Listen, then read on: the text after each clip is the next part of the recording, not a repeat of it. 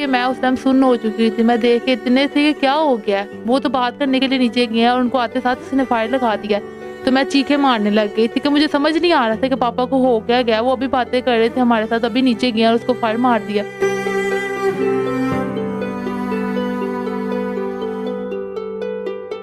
मतलब जिस शख्स ने कत्ल किया आपके शोहर को, उसका ताल्लुक ये था कि वो उस बच्ची की माँ का यार था। हाँ जी, बच्ची की माँ का यार था।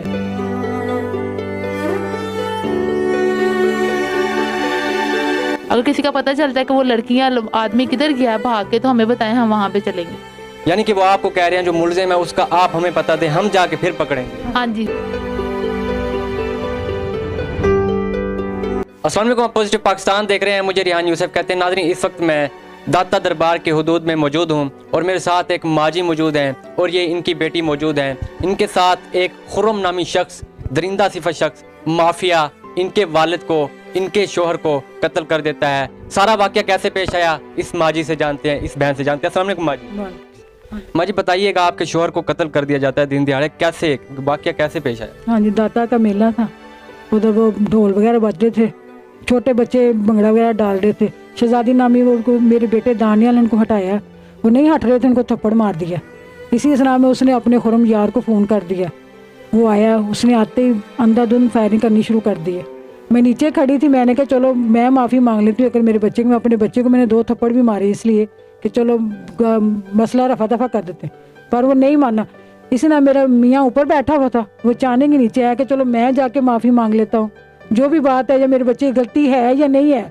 पर उसने बात ही नहीं सुनी, बात करने का मौका ही नहीं दिया। आते सारू से फायर लगा दिया। उस वक्त उसका ब्लड निकलना शुरू हो गया।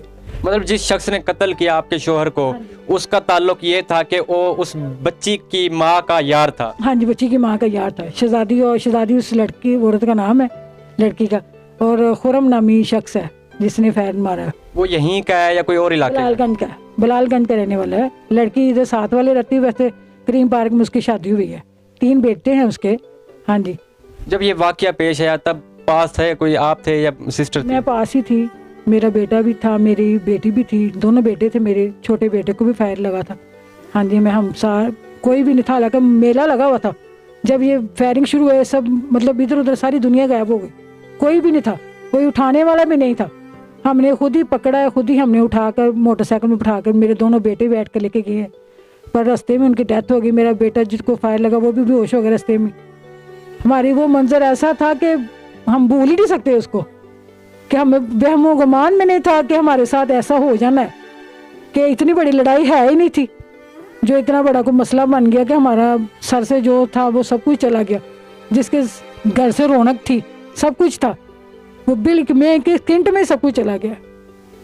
जिसके होने से घर में रौनक थी, जिसके जाने से सब कुछ चला गया, उस दरिंदा सिफत शख्स ने अंधाधुंध फायरिंग की। इनके बेटे को भी फायर लगे, इनके शोहर को भी फायर लगे। शोहर जान की बाजी हार गए। बहन से भी जानेंगे कि इनकी क्या कैफियत थी। उस बहन बताइएगा, जब आपके वालिद साहब को कत्ल किया गया, क्या कैफियत थी आपकी? उस टाइम कैफियत थी कि मैं उस टाइम सुन्न हो चुकी थी। मैं देख के इतने थे कि क्या हो गया है। वो तो बात करने के लिए नीचे गए हैं और उनको आते साथ उसने फायर लगा दिया। जब वो नीचे गिरे पड़े हैं तो हम उसको उठाने के लिए गए, फिर वो वापस आ गया। उसने फिर आके ना फायरिंग करनी शुरू कर दिया। तो फिर हम जब दूसरी टाइम उसको उठा के तो पापा को लेके गए हैं, तो मैं चीखें मारने लग गई थी कि मुझे समझ नहीं आ रहा था कि पापा को हो क्या गया। वो अभी बातें कर रहे थे हमारे साथ, अभी नीचे गए और उसको फायर मार दिया। ऊपर से मेरी दूसरी बहन ने भी इतना उसने रोना डाला हुआ था कि पापा अभी नीचे गए हैं।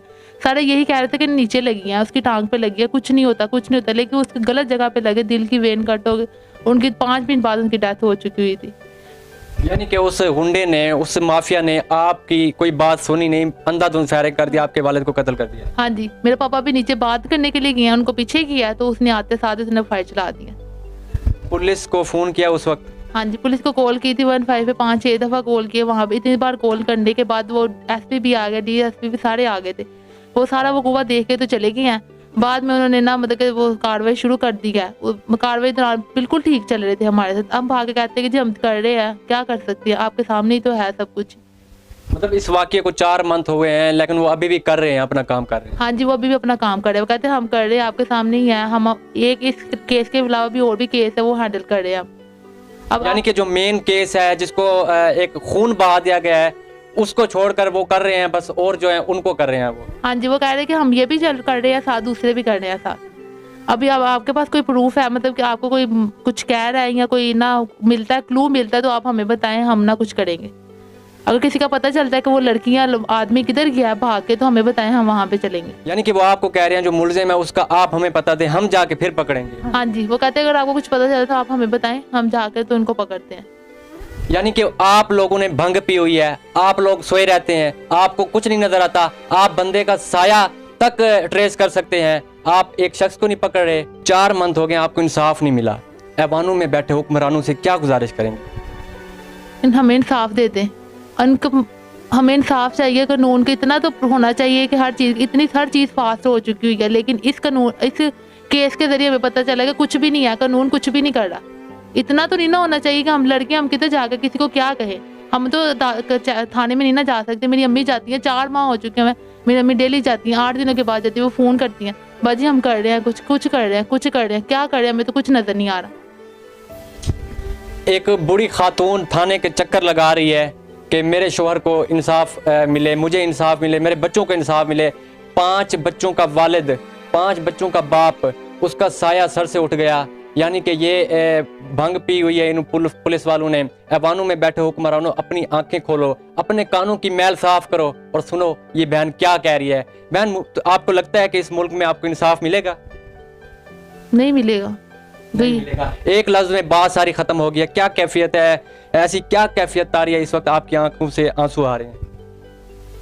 कि मुझे ना वो टाइम याद आ गया कि जब ये सब कुछ हुआ था, मुझे लगा था कि पुलिस वाले आए हैं, शायद वो कुछ ना कुछ करेंगे। इतने एसपी भी आ गए, डीएसपी भी आ गए, शायद कुछ होगा, लेकिन कुछ भी नहीं हुआ। हम एसपी के पास गए हैं, उन्होंने हमें बुलाया कि आप बताएं। उसने कहा कि जी आपने इतने दिनों में उसको पकड़ लेना है। हमें शायद था कि वो पकड़ा जाएगा, हमारे दिल को सुकून मिल जाएगा।